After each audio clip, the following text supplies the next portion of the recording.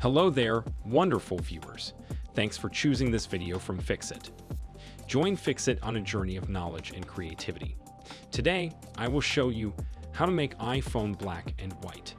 Remember to subscribe and click the bell icon so you don't miss any Fixit magic. Let's get started. First of all, open up the Settings app on your iPhone.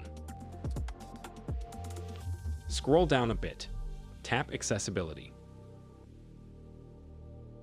After that, tap Display and Text Size. Once you are on this page, scroll down a bit and you'll see an option called Color Filters. Go ahead and tap Color Filters.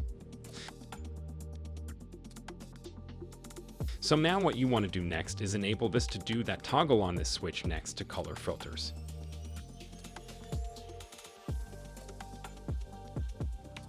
All you have to do now is select Grayscale. There you go. Now you've successfully turned your iPhone screen black and white. Did this video help you? Comment below if I fixed your problem. Hit the subscribe button for more tutorials. Your input fuels us. Comment something below you would like to see fixed.